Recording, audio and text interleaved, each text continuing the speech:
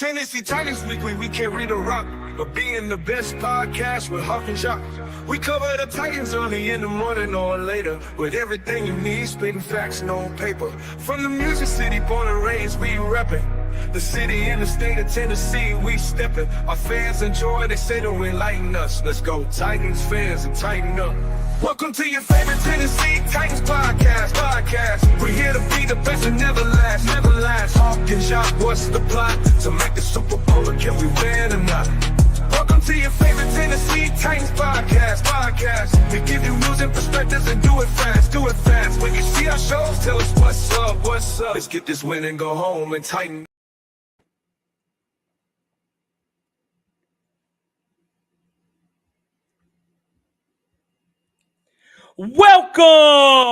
Welcome to your favorite Tennessee Titans podcast, Tennessee Titans Weekly. Jock. What up, Hawk? Jock. Hawk. What's good, folks? What is happening? Good morning, good afternoon, whatever time it is your way. What's happening, folks? We hope your day has been well as we get close to Thanksgiving, man. And Jock, we're here, bro. We got to talk about this Titans and Commanders game coming up, bro. Yes, sir. Welcome, guys. Welcome, ladies. Hey, like you said, Thanksgiving is on its way up, man, and we definitely going to talk Titans in this good old Commanders game where we go to Washington and play the Washington Commanders on Sunday. Yep. But, hey, man, right now we got in the chat, Toya P was like the first one in the building. What up, Toya P? What's happening now? What's good? What's happening? Fire in the building. Laser fire. Two OGs in the game, man, on our show, man. We appreciate y'all, as always. We really do. We really appreciate y'all tuning in on the show, for real, man. So for those that have not followed us yet here on Instagram, on YouTube, click on that subscribe button, man. Hit that like button while you're at it as well, too. We are on Bleacher Report. You know, any post-game show that the Titans have, we're the Bleacher Report connection. Download the app on your phone. You can follow me at Lorenzo_the Hawk. You can also follow at Jock Merrill as well for that content. We're on Apple. We're on Spotify. We're on Apple, and we're on everywhere, bro. Instagram, Twitter, we're there. We got merchandise as well, too, man, on Teespring, TEE Spring. We out there, Jock. Yes, sir. Yes, sir. Yes, sir. And when you do subscribe, cut your notifications bells on, don't remember to share the show. Share the content, man. Get the content out there. Even if they're not Titans fans, man, we know football, like, period. Like, just not Titans football. Like, I'm a football head. I played Hawks the same way. So if you like football, you want to listen to some football, it's going to be Titan football, but it's still football. So absolutely. So, well, cool, man. All right.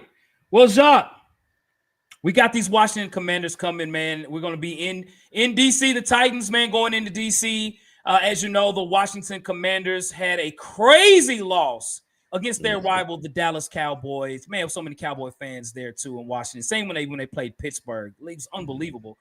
Washington 7-5, a big loss, man. They had a situation where they had the Hail Mary. Terry McLaurin ran all the way for the end zone, and they missed the extra point and lost the game. So they are really down right now, the Washington Commanders. And right now, the Commanders, based upon betting on odds, they are a 1.5 favorite to beat the Titans. Again, they are at home. So, Jacques, as always, I know we do our history. We watch we look at everything, man. We do our research. So, looking at this game, man, give us two reasons as to how we can beat the favorite at home Washington Commanders. Well, one reason, man, is their special teams has been kind of up and down lately. And I'm not saying that's a big factor, but that was one of the big factors that the reason why they lost against the Cowboys. Again, a missed field goal within, I think they were like their 30 or 25. It was something crazy, man. But they did some good things too where they were blocking field goals, but still, their special teams is not strong. Just wanted to throw that out there real quick. Thanks. But I'm going to give an offensive perspective and I'm going to give a defensive perspective. So I'm going to start with the defense first. Right now, I don't know if y'all know who their leading rusher is. Their leading rusher right now is JAYDEN Daniels at 556 yards, okay? They got Jeremy McNichols running the ball, and I think what's the kid's name, Hawk? You got Brian Robinson and Austin Eckler. Brian Robinson and Austin Eckler. And I think Austin Eckler actually got hurt. I think he has a concussion. So I don't think he's going to be playing Sunday. Now, he's their secret weapon. He is. But right now, when I know your quarterback is your leading rusher, and you have to almost use a three-headed monster to run the ball, you're not very good at running the ball. Facts. So defensively, we've been able to stop the run. Literally, Joe Mixon couldn't do nothing against us. Our defense has been playing lights out. That's one thing. Another thing from a defensive perspective, when it comes down to it, JAYDEN Daniels is a rookie, all right? He's a very good rookie. Do not get me to it. Don't get it twisted. But when I seen them play the Cowboys, he was making mistakes. He was looking like a rookie, right? I think he threw like a pick or two. He's trying to go through his reads, but defensively, our defense is way better than the Cowboys defense. So when it comes to the secondary, hey, we're okay, right? And then you have the unknown from the defensive line. Their offensive line is okay, but it's not the best, right? So you do manipulate that as well. So if you can get him throwing off his back foot, going through his progressions, but trying to make his first read, second guessing himself, you can win from a defensive perspective. Let's go to the offensive side of the ball. Offensively, they don't know who Will Levis is. They don't know the Titans offense, right? This matchup is so unique. It happens every couple of years, right? And when these two teams do match up and play, it's just the weirdest thing. But their corners are weak. Okay, they do not have strong corners, in my opinion. Okay, and you had Cooper Rush. I think, yeah, Cooper Rush was out there willing and dealing on them, right? Throwing dimes. So if Cooper Rush is doing it, just imagine, excuse me, just imagine what Will Levis is able to do, right? Again, defensively, they're not strong. Their defensive line is okay. So from an offensive perspective, man, establish the run first because you can run on the Commanders, and then they're going to sneak up, and you have the opportunity to throw it deep. So that's my two ways and reasons that we can beat the Commanders. Facts, no paper, Jacques. So for me, when I look at the Washington Commanders, they're very similar to the Texans on defense. To your point, their corners are not the best. You know, you got Benjamin St. Just and then Marshawn Lattimore, who's been kind of hurt, and he's done okay. Not so much of what he did with the Saints. Still think he's trying to adjust. But the Commanders try to be aggressive on their blitz, okay? Yes, they have a pretty good pass rush. It's not as good as Houston's, but I do think, you know, up front with Dante Fowler, he'll go down and try to get to the quarterback and those things. But I don't think defensively they're as good as the Texans on defense. They are very aggressive. They do tend to blitz a lot, even with their safeties. And their safeties play a little different than Houston. Houston brings their safeties even towards the quarterback. The Commanders come up to run support because I think, though Bobby Wagner's their middle linebacker, when I look at their run defense, you know, run defense is okay. You know, they're all right. But you look at them overall on their defense, again, they're number 16th in the league on defense. We're number 2 in the league in defense, okay? So their offense has been carrying them. Their defense can be exposed. You can run on the Washington Commanders, okay? They had the Cowboys backup third-string running back running good on them in Dowdell, right? I seen Pittsburgh. When I look at what's the running back for Pittsburgh, the former Alabama Crimson Tide guy? You talking about Najee Harris? Yes, Najee Harris running all over the Commanders. You can run on the Commanders. The Commanders focus so much on rushing the passer that they literally leave the middle wide open. I expect us to have a lot of success running the football against the Washington Commanders. Looking at Houston, when I say there's similarities, they're both aggressive defenses, but I don't think Washington is as strong as Houston. So we can expose them in that. On the other side, to your point, as far as JAYDEN Daniels, they really still don't have an identity on offense. They want to run the ball, and I think they run it more than what they want to. They have Austin Eckler, Brian Robinson, the former Titan, Jeremy McNichols.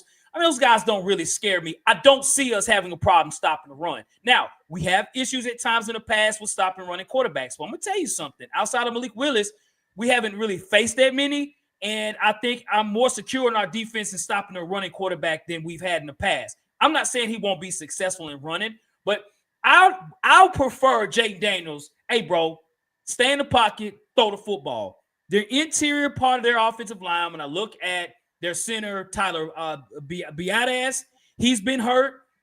They got a bunch of dudes, Cosme and Allegretti. Who are these guys? Tavondre Sweat and those guys should have a field day. I didn't think Houston had a good offensive line. I don't think Washington has a good offensive line. Get to the quarterback, get you some quarterback sacks, stop the run, stop them from scoring. They average 23 points a game. We could stop them overall, man. So it's a very possibility that we could beat the Washington Commanders for sure. Got it. And we got a couple people that just joined the show. Jay Thomas, what's up? Titan South, CJ2K Post, Stevie BOE, Gordy TV, what's cracking? So, Hawk, let's get to the next segment of the show. How can the Titans lose to the Commanders? Give us 2 reasons why. Well, they have to do a good job in stopping a receiver named Terry McLaurin, okay? Mm-hmm. Terry McLaurin right now, when you look at it, he's 4th in the league in receiving, 823 yards receiving, okay? That's literally who he throws it to. At times, he'll throw it to Zacchaeus. I see him throw it to Noah Brown. But, man, he throws the ball to Terry McLaurin all the time. And Terry McLaurin gets wide open. Now, we've done a really good job with receivers. We have. But McLaurin's a different type of receiver. He's kind of a shorter receiver, got a lot of speed. So we got to get ready for that. And I'm really not that scared of JAYDEN Daniels, bro. Not from what I've seen on tape. I don't think I think our defense will be suited for him. But it's more, I think, if he's gonna get hot, I can see him dink and dunk to Zach Ertz, because Ertz has been scoring over the last few weeks. If you got him in fantasy football, you know what I'm talking about. But we got to watch Terry McLaurin. Terry McLaurin can be a problem. Then as well, you spoke about special teams. I do think Washington's special team sucks. I do. But they're tricky. They run a lot of fake punts. They do a lot of fake. They just do a lot of different fluky stuff because I don't think they're that strong. So for us on special teams, there has not been a lot of attempts to our special teams on fakes. We got to watch a lot of fluky stuff that they do on that or whatever on special teams. I expect them to do something because they just had a bad loss, man. And they're going to try to do everything again to win at home. There probably won't be as many Titan fans, of course, as Cowboy fans. So they'll have the home court advantage in that sense. But just be careful on special teams. Our special team still is terrible. They're bad. We can't turn the ball over against Washington because they will capitalize. So those are the 2 reasons why I think we could lose to the Washington Commanders. What about you, Jacques? Now, you speak of Terry, and again, from a respect factor, I do respect him because he is fast, and we haven't faced a speedy receiver like him. And like you said, he's short. So Brownlee's a long, taller corner. Now, the problem with DBs that are taller and longer, and I've seen specific ones that's able to guard speed, but speed is hard to guard. And this is one of those things. Brownlee's very aggressive. So he has to be super careful when it comes to those smaller receivers that's able to get a little shifty and able to get out of their breaks a little faster, and they can cut a little bit better. So that's one thing I just wanted to point out. I have those facts on paper. But the two ways that we can lose to them, you spoke of it earlier with the mobility of JAYDEN Daniels. Now, JAYDEN Daniels does lead them in rushing. He has 500, and again, 556 yards as a quarterback, okay? He's their leading rusher on their team. They do a lot of not him just taking off willy-nilly when he's in the pocket, but it's more of a design run, right? It's more of those boots, right? So that's something, again, we struggled with when we played Malik. He was killing us with it, and we haven't faced a quarterback that like that since him. So can we stop it? Yes. But are we studying enough and are we prepared enough to say, hey, let's try to stop it, right? Because it can catch you off guard. That's the first thing. And it's going to tell me what the game's outcome is going to tell me in the first one or two series when I'm looking at this. And if JAYDEN Daniels is able to boot and run for like 15 yards, it's going to be a long damn day for us, okay? Because what that does to your defense, it keeps your defense home. It keeps your defense, your linebackers to sneak up every time because you're equating for not just for the pass, but for him. And then what happens after that, then you leave Terry McLaurin with one-on-one with Brownlee or whoever's guarding him. Boom, boom, boom, one-on-one action. He throws it deep. It's a wrap. So even though JAYDEN Daniels is quote-unquote not that good, I still respect him as a quarterback to be able to do what he's been able to do. These dual-threat quarterbacks are dangerous. That's something that we have a hard time defending. So that's one aspect of way we can lose this game, bro. And that's from a defensive perspective. Offensive perspective, again, I think we can run on them. I know we can run on them. We can throw on them too. Yep. But the unknown of their defense is not that good. So you don't know what you're going to get when it comes to them. I don't think their pass rush is to say per se that good, if that makes sense. But the problem is which offense is going to show up, if that makes sense. The offense that showed up last week, this previous Sunday, that was putting up points, that was airing it out, or the offense that's kind of stalled out when it comes to 17 points. We're stuck at 17 points, right? Does it come to that, right? And again, when I look at the Commanders, their corners are not strong at all. Okay, they're just not. Like, and that's just my opinion. I'm just looking. I'm like, y'all not strong. Y'all okay, but can the receivers do enough to get downfield and get open to where we need to go? Because this is an unknown opponent for us, right? Thanks. We don't play the Commanders too often. When we do play them, again, fluky stuff tends to happen. Every time we have played them, just something crazy has happened. So that's my two ways of winning the game. It's just like a bonus, the unknown. We don't know. We've watched tape on the Commanders, but a lot of teams don't know. We don't know each other, right? Yeah. So it's a lot of unknowns that's coming into this game. It's gonna be a unique game, man. Yeah, it will. It will. Facts, no paper, Jacques. So speaking of the Titans, looking at last week's game and just looking at the season, man, we know what we have in our players, bro. In this particular game against the Commanders, what players should the Commanders watch out for the Titans? I'm going to go T Sweat, man. I think T Sweat is coming on of late, and I feel like he can manipulate that middle, and I feel like he's getting a lot more aggressive. Yes. He's making a lot more plays, and I think JAYDEN Daniels and company better be careful for T Sweat. So it's T Sweat for me. What about you? Facts, no. T Sweat's going to have a field day, dog. He's going to have a sack and probably 2 tackles for a loss. He's going to be a problem, dog. Like, Washington's interior is not good, bro. They're not. So yeah. I see that. When it happens, Jacques, I'm going to be, hey, Jacques, you said it, dog. You said it. I see it. I clearly see it, bro. All right. I want to say Tony Pollard because I know Tony Pollard will have a good run game. I'd give him at least 80 yards minimum. And that's saying 80 yards is no joke, okay? But you know who I think is going to have a big game against Washington, man? When I look at their defense, bro, I'm going to say Will Levis again, Jacques, like I did in the previous show. I see a lot of similarities between Washington and Houston on how they play their defense. Washington trusts their corners a lot. They blitz their safeties, and not just that. They bring their safeties up in run support like crazy because I think they're weak on the back end. So they're going to be like, just like with Will Levis, they're just going to say, hey, Will's going to have to beat us and beat us deep. And I think the opportunities will be there to get the ball deep. What's different with Houston, the inside was open, inside deep. With Washington, the outside is open. It's open, y'all. It's open. I'm telling you. The games that I've seen Washington play, and I looked at it with a fine-tooth comb, I'm like, man, these quarterbacks is cooking against the Commanders. They really are. And then Washington's defense, Jacques, overall, I mean, they're not scary. I mean, when you look at their overall defense, overall they're number 16th in the league in defense. And the one thing they have a problem with, honestly, man, is their pass game, their pass defense. Will Levis should have a nice game, bro. I'd say minimum 250 and 2 touchdowns. He might have one, but look for him to have sort of a similar game as he did against Houston. He might have a better game because they don't have as good of a pass rush. And you can run on them, and our offensive line will play better this game than they did against Houston, bro. That's what I see, man. So, Yep. Now, who on the Commanders does everybody need to that you think will have a big game? So as I pulled the the stats earlier, is this guy right here, man, Terry McLaurin, bro. Gotta watch this guy, bro. Gotta watch him, dude. Brownlee, Baker, those guys better be ready to play ball in DC, bro. He looks for McLaurin all the time. 823 yards of receiving, number 4 in the league in receiving. That's some pretty great numbers.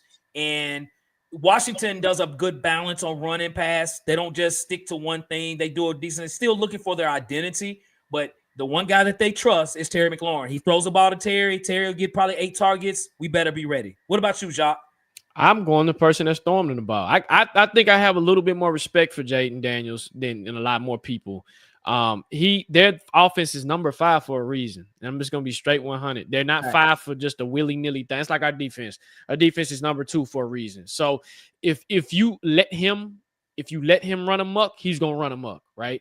If you let him get loose, he's gonna get loose. And that's where he's been able to. That's why he's on the trajectory to win Rookie of the Year because of what he's been able to do. Yeah, he might throw a pick or two, but the way he's accurate. That's another thing that I think you got to watch out for Jayden Daniels. And he doesn't have the strongest arm, but the way he throws the ball is unique because it's like his accuracy makes up for his arm strength. And that's where you don't want to get tied up in. And you don't want to get tied up in where his legs get to going, because that's another thing. When them legs get to going, I'm telling you, the dual threat is the new style of quarterback, and it's hard to stop. We can't even look at Lamar Jackson. I'm not comparing him, saying he's Lamar Jackson, but once Lamar Jackson's a better runner. To me, Jayden Daniels is a better thrower. But you combine them two, you have a dangerous threat. And that's hard to defend as any defender, right? You got me running off like CJ Stroud when I think we were watching the game, we were on the phone, and you were telling Harold Landry to turn around. Stuff like that. Jayden Daniels is not finna sit like CJ Stroud. Jayden Daniels is gonna go. Right. Now, one thing I will say is if you hit him, he's not the biggest guy. So you can kind of get to him and kind of mess him up a little bit. Not saying hurt him, but you know what I mean. Yeah. Hey, Jacques, I agree with all you said, bro. But please believe Jayden Daniels is the real deal out there. He is. I do. I totally agree with that. I do for sure. So, well, cool. Well, folks, we're about to get into our favorite part of the show, y'all. We appreciate it. We already got a lot of comments in this as well, too, man. We're going to bring up those comments as well. So we're going to get to our favorite part of the show, the live chop up. We want to give you all an opportunity, man, to sit at the dinner table, man. Listen, get the ingredients out. It's Thanksgiving. Cut up the ingredients. Put the food on the table, man. Fire out some questions. And for those that throw up a super chat, as you know, that question will supersede any other question. If you have not hit the like button, do that now. If you have not subscribed, do that now. So let's get it, man. I'm excited about this game, Jacques. So Chin says, how's their defense? Their defense is middle of the pack. Their defense is not good, y'all. But let me say not good. Let me not say that. Their defense is middle of the pack, probably low 20s, mid 20s or whatnot. That's the thing about the Commanders. Even if they make the playoffs, I still don't think their defense, they don't have enough to get that 16th. That 16th is still solid, right? Yep. But to me, they don't have nobody that scares you, if that makes sense, right? Yep. They just don't, in my opinion. Like you said, they got Latimer, but like you said, he's still trying to get caught up to speed. And I forget about him sometimes. I do, because they did trade for him. But I just think they're up-and-coming team. They're trending up. But to me, their defense is 16. They're okay. I mean, in my opinion, they're all right. You mentioned the playoffs. So the playoffs started today. The Washington Commanders in the NFC will be the 7th seed in the playoffs. So they are really trying to fight tooth and nail. Their wins have been because of Jayden Daniels for sure. And their defense, they're okay. You can run on them. You can run on more than you can throw on them. Yes, you sure can. You can. It's there. You can run on them. It is there. Titan Self says, is Levis having a 5-touchdown game? Nah, I don't see that. Yeah, that's a lot of touchdowns, dude. 5 touchdowns. Hey, you know what happens in those instances, like those freebies, and I think people, when it comes to touchdowns and those freebies like that, it's because it's blown coverage, and I think people have to understand that when you have 5 touchdowns in a game, if that receiver is wide open 10 yards, that's blown coverage, man. I love it. I'll take it. I'll take what you give me. Give it. You know what I mean? For sure. That's what I think will happen in this game because they don't know Will Levis. And I think the unknown of them, just the unknown from Will Levis. Will Levis is going to have, you're right, he'll probably have a big game with this game because they just don't know who he is. And their secondary is, to me, is not that. Their defense is in. They are. Yeah. They're okay, man. Let's see here. Titan said, how do y'all think we can beat the Commanders? Yeah, okay, we just said it. We just gave you the breakdown, brother. We just gave you the breakdown. Hold on. Yeah. Yep. Let's see. Should Tennessee? Okay, here we go. Should Tennessee try to get a tight ends more involved? I think so. You see what happened when they did? You see what happened when they did? Yeah, absolutely. They should. Yes, they should. Yes. And Houston was not ready for that, right? Chig was wide open. And they were so unprepared. When the Cowboys and even I watched the Steelers game against the Commanders, the Cowboy tight end had a very good game, and definitely the tight end for Pittsburgh, Fairmouth, had a good game. The tight ends should be involved. Mm-hmm. They should. I don't know if they will because they haven't all season, but when they have, people forget how fast Chig is. Chig is like Delaney Walker, Jonnu Smith in tight end speed. So hopefully we do. He surely is. He surely is. That's the thing. Do you guys think the Titans can win out and make the playoffs? I knew this question was coming up. What do you think, Hawk? What's your thoughts on that? I will put my money on no. I would say that their schedule is very favorable, but to win how many games would that be? 6 games in a row? 6 in a row. It'd be 7 games because we just beat Houston. That's a tall task, y'all. Like we have to play unbelievable. Our defense is good enough to really hold forth. Man, we got to play off defense. Yes, we do. Yeah, but now, okay. So I'll say this. I don't think we'll win out all the games, but we really control our own destiny. We beat all these AFC South teams. We're going to put ourselves in a position to maybe make the playoffs, but I don't see it, John. What about you, bro? It's the same. I just, again, you have to be perfect. You have to be perfect. And there's some games in that mix where some teams are coming on and some teams are coming off, right? If I pull up the schedule, if you got the schedule, I'm gonna pull it up on my phone. But it's the two, the Commanders and Bengals, that's it. And everybody else is the AFC South.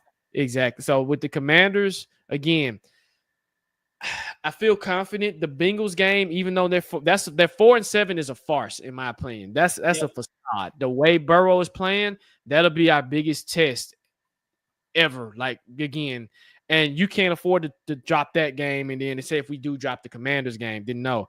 And again, the next 3 games are winnable. But do I think the Texans game will go the way it went this time? No, I don't. I expect things to be a little bit. I expect the second half of the schedule to be a little bit different. I still think we can sweep the Jags. I do. But I just think right now, nah. I mean, and if we do, that's cool, man. That's some. That would be unbelievable. That'd be amazing. That's NFL history type of stuff. If we turn it around, the Jags did it too. The Jags did it too. I gotta give the Jags their credit. They did it too. That was great. I'm giving them. I would give them credit in that regard too. If we turn it around like that, that would be amazing. So Bryce comes says, as of right now, would y'all feel comfortable with Levis in 2025? Ask me that by the end of the season. Now, I will say this: at the beginning of the season, I did say that if all goes well, ride with him next year, right? So I got to stick with my word, right? But it depends on where we drafted and where we end. But by the end of the season, it's a lot of teams that are not good right now. So the Titans are middle of the pack when it comes to the draft. But right now, ask me at the end of the season when I have a full list of everything and everything pans out like we should. Yeah. What about you? Yeah, that same answer for me too, man. He's trending that way, yes, to being comfortable for him. But a few more games, we'll see what's up. And because based on how we're looking, we're going to win some more games. So we're not going to be in a spot to pick top 3 or top 2 or top 3. I don't see that. So we're going to end up winning games and being like the 7th or 8th pick. So it's like, well, you might as well keep Will Levis. I mean, unless you pick up some free agent, I'd rather have Will Levis than some unknown rookie quarterback outside of Shador and Cam Ward. I agree. Yep. And then MB, I like this comment. Win six games in a row. We haven't even won 2 back-to-back. Titans fans need to settle down after one game. I take it one game at a time. And it's good. It's good to be excited. It's good to think ahead. It's good. But realistically, this is where I'm at. I'm like, let me see what you can do. Can we string back-to-back wins? Because once you get consistent enough, then that's how I know you for real. But if it's win here, lose here, win here, lose here, win here, lose here, it's the same old crap. It's just the same old cereal. No, same old milk, just different cereal, man. What about you, Hawk? Yeah, agreed, man. Agreed. I mean, I've heard a few fans, it's a good question. I think it's a good question when you look at the schedule, right? To say see, that's what winning does. Winning changes your mindset, right? When you're winning. When you're losing, it's like, man, we're in the dump. And then, we're winning now. So it's like, okay, you can see the positive. Like, man, that might be possible. But I think most fans don't think that we're going to win every single game. I think more people will be more realistic, but we'll see.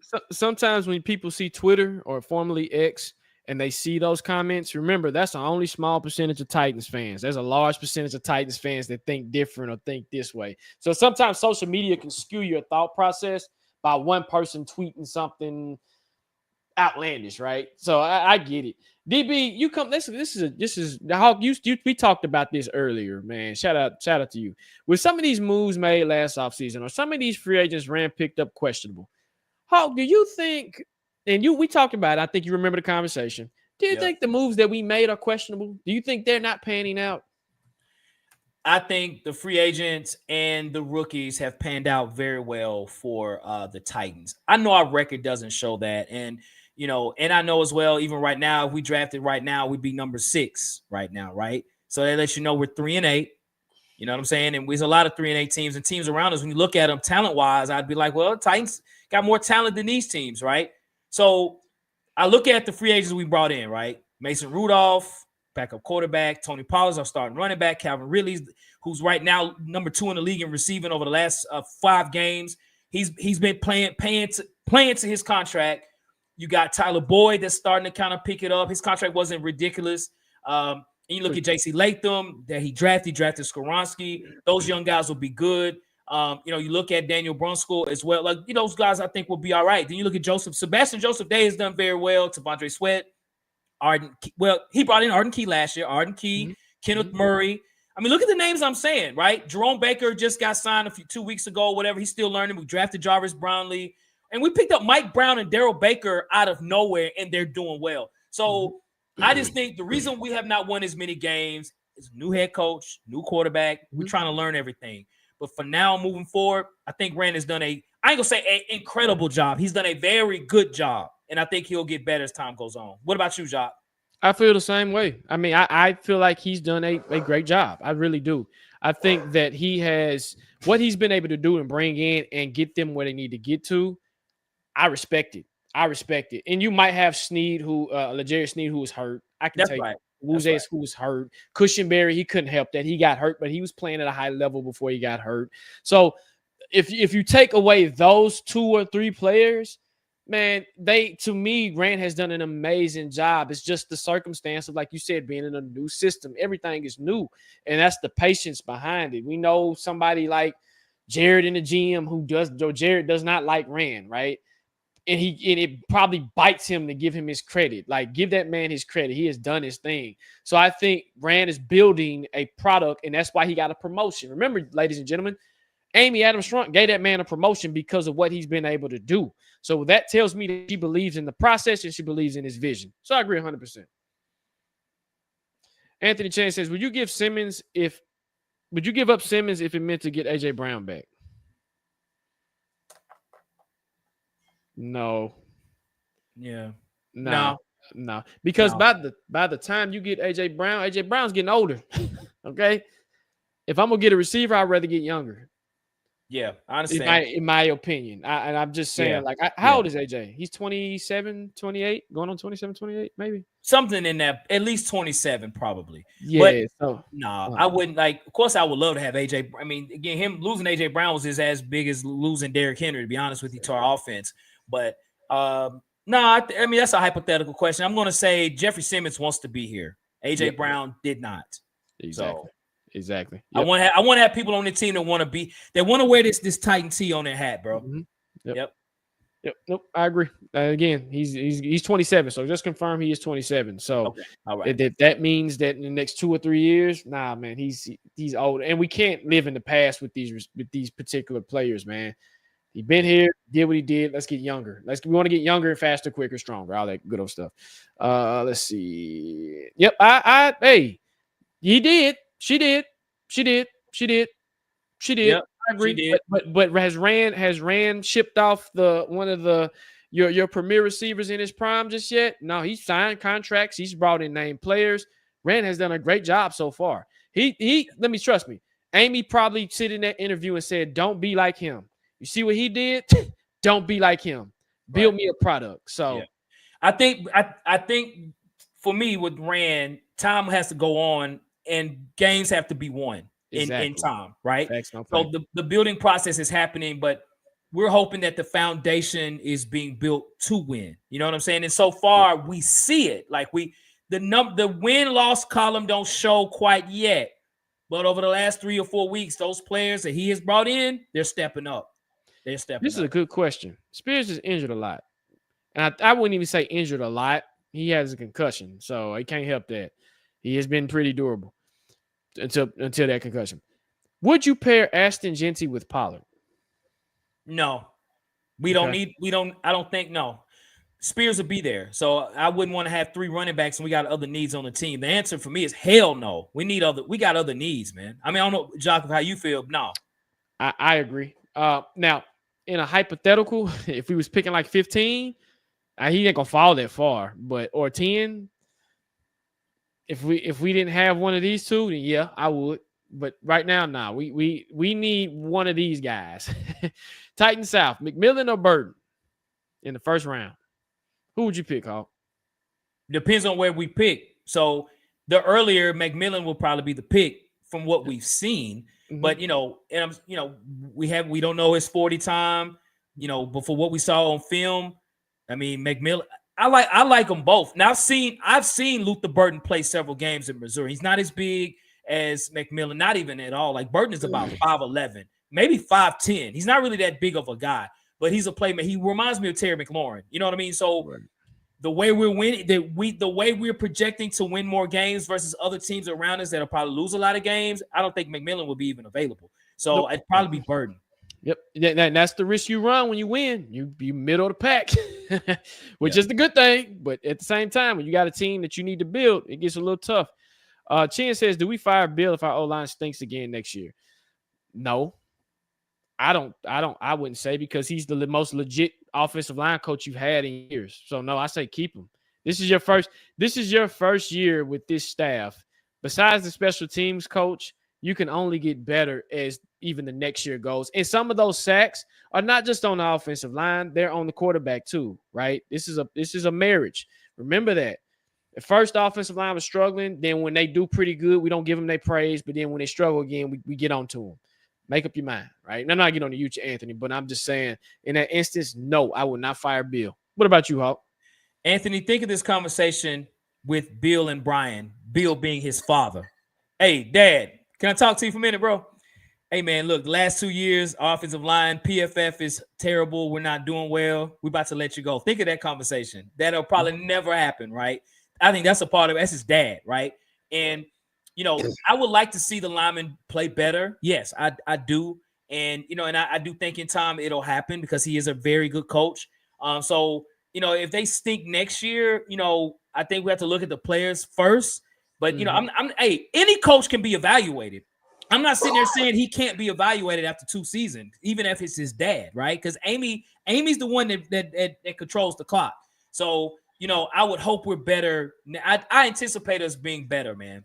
I know we're going to be better next year with our offense. I know it for a fact. Yeah. I have confidence. We are right. The right tackle has been a big problem for us this season. And, and so hopefully that'll get better. We had Cushenberry playing very well at center. He got injured. So there's other little factors in there too. But I do want to see our O-line play better. I do want to see them play better. I trust them. They will. Hey, O-line, if you're watching the show, y'all stanked it first, but I got you back. I understand. Y'all going to be straight next year, man. I mark that. They going to be straight next year, bro. TJ says, not Titans related, but do you guys think Saquon could win MVP? I'm going to say no. Because if Derrick Henry couldn't win it, he ain't going to win it. I'm going to say yes. Because he plays for the Eagles, man. That is true. That is true. Saquon, what's different between him and Derrick Henry is what helps Saquon is he went from one team to the next, right? Yeah, and the Giants are terrible. Okay. Now, Derrick Henry went from the Titans to the Ravens too, right? That can help. So I'm speaking, Jock, on the fact are you speaking on Derrick Henry in the past when he was with the Titans, right? Is that what you're saying? Right. Yep. Okay. When he rushed for 2,000 yards, man. You rushed for 2,000 yards, you should get MVP off rip. Right. I totally agree with that. I do. But because Saquon plays for a marquee team, that'll help him. But I'm not saying he's going to win, but he has helped himself. If he wins, if he's playing the way he's playing, he wins it. I wouldn't be shocked. Right. Bryce Tubbs says Allen should be the MVP. What about Lamar? Lamar's played. He statistically has played he's had a decent, good year actually. So that's what I'm saying. Like you got a lot of quarterbacks that's coming on. Josh Allen, Lamar Jackson. Again, he plays for the Eagles, but I'm like they just don't show. They don't show running backs love, man. Last running back. Who was the last running back to win MVP? And I'm gonna get to Titan South. Y'all put it in the thing. I know who it is. But who was the last running back to win the MVP in the NFL? And Titan South says, should we sign T. Higgins in free agency for 2025? Hawk, should we sign T. Higgins? I don't know, man. The answer is always yes. Just depends on the dollar amount, right? How much money are we talking about? So if the money's available, I could see that we'd have to let a player or two go, but it depends on the money. And if it's way too much, then absolutely not. So, I'd say yes, really just based on the contract. But I'm not like, oh my gosh, we need to sign T. Higgins like maybe I did early this season before the season started. So I'm lukewarm either way with that. What about you, Jacques? I'm same. I'm Luke. I want to get younger, and I want to pair something with something. And T. Higgins kind of stays hurt a little bit, just in my opinion. But it depends, man. It depends. So, Alex, you're correct. The game of chief, AP. It's actually Adrian Peterson. Adrian Peterson was the last running back to win the MVP. That's the last running back to win MVP. And Derrick Henry rushed for 2,000 yards, and I think AP has rushed for 2,000 yards too. So, I mean, it'll be nice, but I don't know, dog. I don't know. But no, it was Adrian Peterson. Adrian Peterson. Alex Mann's got it. If it was a game show, bro, you would have won $1 million, man. Look at you. Yeah.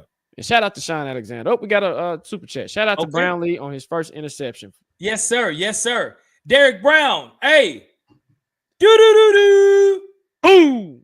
Derek Brown in the building. Hey, I'm guessing you're a Florida Gator fan. Big win for Florida this past weekend as well, man. I saw them doing this, man. Florida has been stepping it up over the last 2 or 3 weeks, man, for real. And then you got DJ Legway out there that's playing very well. So shout out to Florida. Yep. Hey, shout out to Brownlee too. That's my guy, man. Yeah, man. Brownlee has been playing out of his mind, and you have a decision to make when Awuzie comes back and Snead comes back, unfortunately, right? How do you take that hot hand away, man? He's hot hand, right? How do you take that away and tell him to go sit down when they come back? And they both contract, man. What corners he's gonna find? He'll be on the field, man. Even when they all come back, they'll figure it out. You know what I'm saying? They'll figure it out. And it's good to have them all out there. You know what I'm saying? And work it out somehow, some way. You know what I'm saying? Maybe a 50-50 type of split as far as playing time, whatever. You know what I mean? So yeah, he's a hot hand for sure. You know what I mean? But I rock with Brownlee, man. He's the rookies themselves, besides Gray, which he of course has been hurt, has really put up some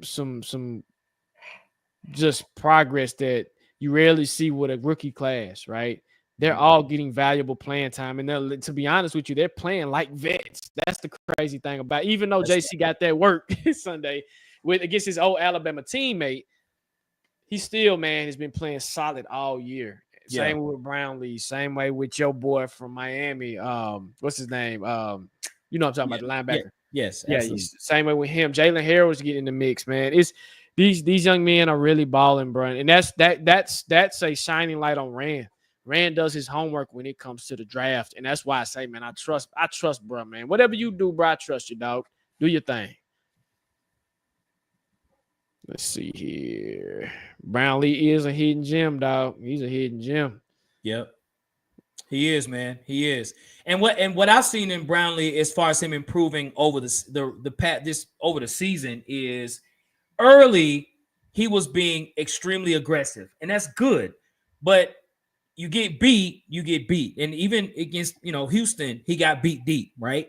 But I've seen him even get better with not just say playing up front, but playing maybe 5 to 7 yards off. He's reading it a bit better. He's not really going for pump fakes, or he's not really going out grabbing receivers over like he's had early in the season. So that's a byproduct of him just being out there, learning and playing and being tough. He's like, he leads the NFL in rookies as far as tackles for corners. Okay. So he's out there. He ain't afraid. He's not scared of anything. And I can tell when I interview him, every time he gets interviewed, I see more confidence in his face. He's like, hey, man, he's like, I got beat, but that's nothing. I forgot about it, and I kept playing, and what ended up happening the next series, he got an interception. That's how you pick it up, man. So shout out to Jarvis Brownlee, man. JBJ in the field. You want to know something I've seen the difference in? I'm gonna add to that his technique. His technique has changed. Instead of him looking at the eyes and the head, he's looking at more of the hips.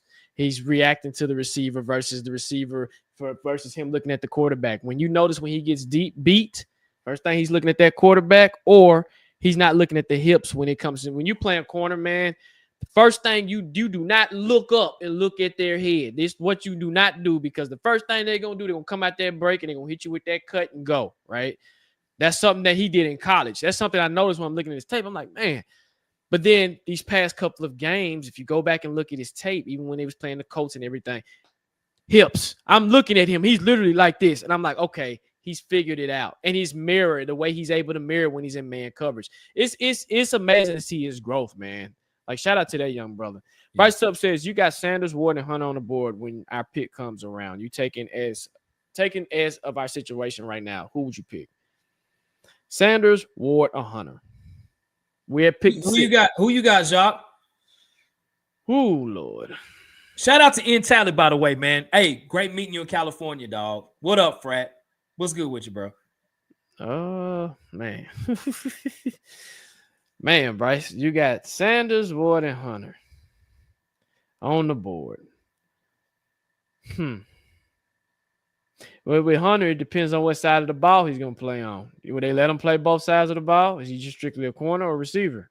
That's one. Because the problem is, if I get Hunter, then I have 5 corners. I got to give up one. One got to go, right? We just picked Brownlee last year. Yeah. I got a new stadium I got to fill. I'm going Sanders, bro. What about you? As of today, right at this moment, that's how I'm taking it. I'm going to read the question. Just make sure I understand. Who are you taking as of right now today? I honestly think the Titans are going to hang with Will Levis. I really do. But I'm going to tell you this, man, as of today, because you put a second round pick on Will Levis. So if you draft a quarterback, you're getting rid of Will Levis at the end of the day. That's what it would be as of right now today. Will Levis still has, I'm still trying to give him, just like we give rookies, Callahan, we're giving them chances. We're giving them opportunity, giving Rand an opportunity. We give everybody an opportunity to see what they do. As of right now, I'm drafting Travis Hunter because I want to see more out of Will Levis. You know what I'm saying? As of today. Would you play him? Where would you play him? Because I see him more as a corner than a receiver, in my opinion.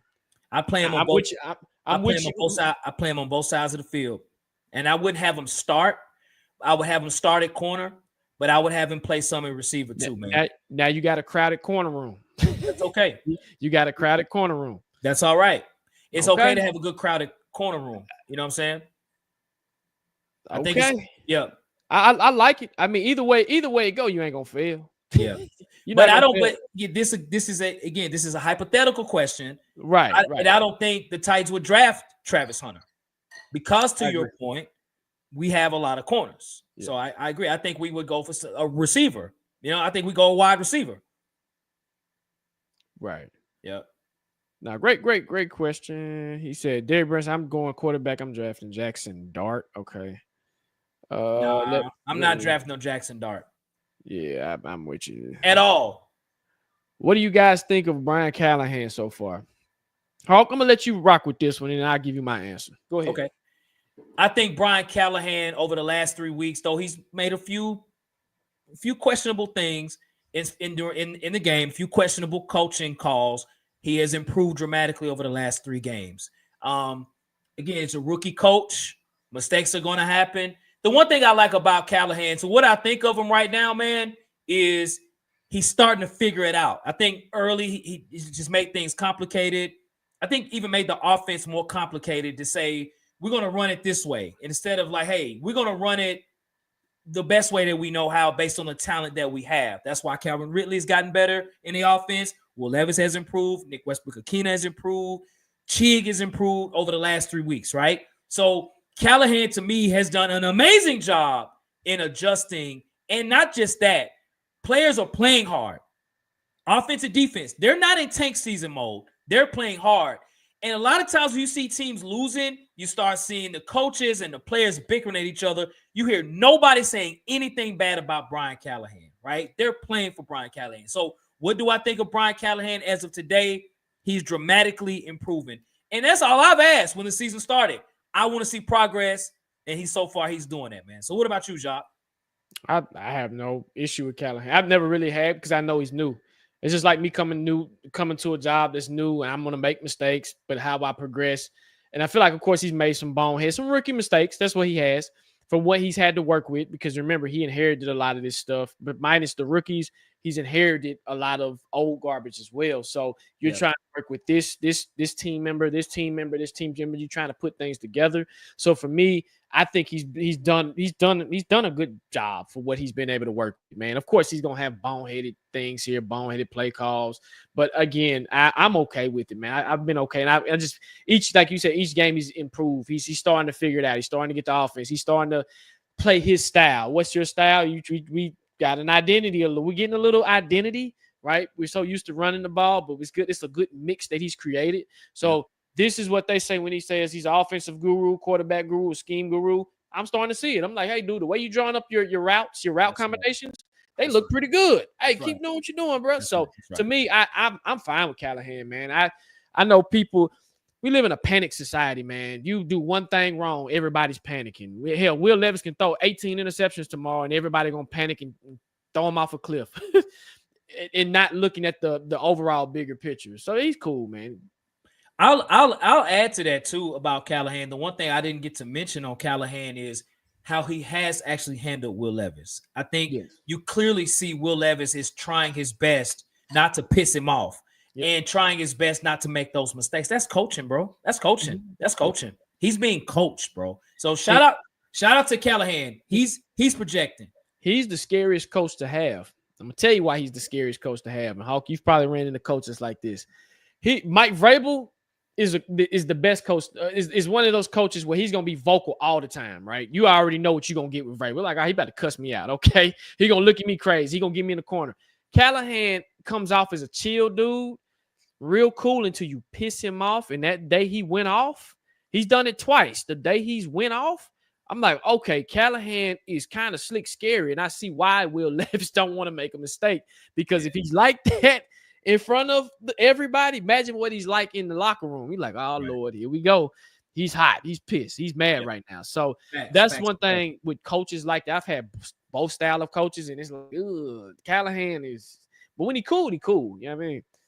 Let's see here. Callahan was about to knock out. Yeah, I know. That's what I'm saying. Like, he was about to – he was getting turned, man. He was. He was crashing out. I liked what I saw out of him, because he had every right. I like that. And I was like, okay, Callahan, I feel you, bro. Go ahead, crash out, bro. Yep. Bryce Tubb with the $9.99 super chat. He said, I love the show, fellas. Never stop making content. Y'all crazy for not taking Hunter, though. Bryce Tubbs. Do-do-do-do. Boom. Bryce Tubbs in the building. Bryce. Yes, sir. Appreciate it, bro. We appreciate it, man. Appreciate it. Sir. Let's see. Yeah. Here. And I feel you can never have too many corners, but then you got, and if we, which was not gonna happen, the way if we keep winning, it's not going to happen. Like, we just have too many teams that's so bad that they're ahead of us. Yep. With us continuing to win, like, it's gonna put us in a predicament to where, that's right. You just right. So just if you're gonna start looking at draft, look at kind of everything. Hey, shout out to Eddie, man. Shout out to Eddie. Shout out to Eddie for my alum. Shout out to Eddie. Hey, shout out to you, bro. Like, for real. Shout out to TSU, man, for getting what we've done. 8-3, have turned this thing around. We ain't been like this since 99. Come on, bro. That's right. Come on, my daughter bro. goes to Tennessee State, man. My family, my sister, TSU's all in my family, bro. Big time. And me and Eddie used to go to the same church, bro. Same pastor emeritus and everything. Married his spouse and me as well, too, and mine, man. Hey, Coach of the Year is huge, Jacques. And TSU has gotten better every year since Eddie George has been there, bro. And TSU, first of all, I've seen TSU play this season. And TSU got some dogs on defense. You hear me? Dogs. Linebackers and D linemen, dogs. They got a safety that's really tough, and they got some corners. They play like Jarvis Brownlee out there, bro. Hey, they are tough, dude. They got a couple of receivers. So I've been to like 4 or 5 games. They got a couple of receivers that's going off. Eddie's son, it's not bad, y'all. So just be on the lookout for Eddie G's son. That joker's not no joke, bro. That's right. Be on the lookout for him. Here's what I'm scared of, Jacques. That's my. Yep. Keep going. Go ahead. There's gonna be people nipping at him. Yep. That's what happens. He's a big name. You think about Deion Sanders, right? Like that carries weight. And mid-majors are going to be able to. Tennessee State has a lot of financial issues right now. Yes, they do. They can't pay nobody right now. Yep. So Eddie loves it here in Nashville. Eddie's always around the CC. Eddie's a solid dude. He's a good dude. But me and Jacques met Eddie now just a few years ago. We took pictures with this man. But I'm gonna tell you, like mid-majors might be trying to do this to Eddie. Hey, Eddie. Hey, we got about $5 million a year for you. What's up, dog? Yep. It's coming. It's coming. No, it's inevitable, bro. It's coming. It's coming. Yep. And I get it, man. Get out while you still can, unfortunately. Yep. Anthony Chin says, should Brian give his play calling duties to focus on CEO style of coaching? Yes, I think he should. I do not like my coaches calling plays. That's even a defensive coach. I don't like my head coaches calling plays. I do not like that. Yeah. And yes, I do think he needs to hire a head. I don't even like the Hope guy. I'm just gonna be honest with you. I don't know who he is. He says he's learning from Callahan, but I'd rather go out and hire somebody proven, in my opinion. But that's just me. What about you, Hope? Yeah, well, you've warmed me up to this idea of getting an OC that makes the plays and things like that. And I'm gonna tell you, man, at the end of the day, what has helped Brian Callahan do defensively is this man right here, man, Denard Wilson, bro. Denard has really been like, hey, man, you focus on them dudes, bro. I got this over here, dog. Man, I'm a dude. The defense makes me be like, bro, like I just be shaking my head on how well the defense plays, no matter who's out on the field. That's this man, bro, coaching the hell out of them dudes, coaching the hell out of these dudes. So I've been on our offense. I actually would like to see how it would be if we had an offensive coordinator making those plays. But I really think they have it set up like Callahan, we don't need you, dog. You good? Right. You can do both for right now. We good over here. So I don't know, man. I don't know. Yeah, he'll have a head coaching job. Just be prepared for that too. Man, I hope not, dude. I really hope not. Hey, bro. if we keep doing what we're doing, not this year, but definitely next year, if we the number one defense, like almost 1 and 2, then he gone. We've been number 2 all season. So think about going. Y'all think about this. Think about going to an interview, right, Jacques? I think I've told you this. You walk to an interview and say, "Look, man, the Tennessee Titans we didn't make the playoffs. We were 3-8 at one time, but even during those time frames, we were losing. Still number 2 in the league in defense at the end of the day. We still only giving up like 80 yards of rush offense and like 205 yards of pass offense against our defense. I don't need to say nothing else. What else do I need to say? Now, they might ask, well, why there's so many points scored on you? Because, again, 26 points is what's being scored on us every game, right? We get we're number 2 in the league in points against. Now, that's a bad number. But he can say, hey, man, blame special teams, bro, because they're giving us a short field, right? He can say that. You know what I mean? So put it on the special team. Yep, put it on special teams, man. Put it on the special teams. Real. Fun. So yep. Hey, you see Intel repping TSU, Jacques? Oh, yes, sir. TSU. TS. And I know Anthony come through with the Rattlers, man. Yes, sir. HBCU's in the building. Yes, sir. Do your thing, bro. Yep. The official says, how would y'all feel if we drafted a right tackle with the top 10 pick? I would rather dude, I don't think you be realizing how your face be looking, dog. I'm telling your face, you'll say something, but your face says something different, dude. I'm telling you. Go for it. I'm laughing because I know it's about the right tackle. Go ahead, dog. No, bro. Go out and sign a free agent, dog. In my opinion. Yeah. You can plug and play him right then and there. You're gonna struggle. I get if you're gonna get a right tackle, get him in the second round, third round, whatever. Just get him in those rounds. First round pick, man, we need to focus on either best player available or something that's gonna help the team immediately on offense. Not saying right tackle wouldn't, but if you're gonna get a right tackle, he needs to be in the top 5. He needs to be up there again, and that's my problem. Is I don't see you got right tackles in this. I think the tackle position is not strong in this draft. And that's another thing. If we're in the top 10, if you got talent there, take it. Like, just take it. Like, I'm almost going best player available, to be honest with you. I understand, bro. I will go free agent. Free agency, here I come. Who's the best right tackle on the market? You come on through, bro. Come on through. Because that way we got Skoronski, who's here, that'll be his third year next year. Second year for JC. Dylan Radis is playing pretty solid, right? Yeah. You can sign him to a little solid depth deal. Yep. And then you go and you signed you a right tackle that's already proven. Your offensive line is shored up. Exactly. I don't want to draft one because if I draft one, then we go through a learning curve again. Exactly. So that's my opinion. No, I would not draft a right tackle. Me neither, I'm sorry. Bro. Jacques, I'm laughing because I know like how frustrated you are. We keep drafting these tackles every year. We keep drafting offensive linemen the last 2 or 3. The last 5 years, we've drafted 3 in the first round, bro. So it's kind of like, can we stop? Mm-hmm. Please. Actually, over the last 7 years, it's been 4. Because you got to look at Jack Conklin, right? Conklin, Isaiah Wilson, J.C. Latham, and Peter Skoronski. That's 4 that's 4 offensive linemen, 4 tackles. They were all tackles. Mm-hmm. Stop. Get a free agent. Don't draft no damn right tackle, man. I agree. Hunter for wide receiver or DB. That's a great question. He can do both. Well, let me say this. Can he do both in the NFL? He's been amazing in college, but NFL is a little bit different beast.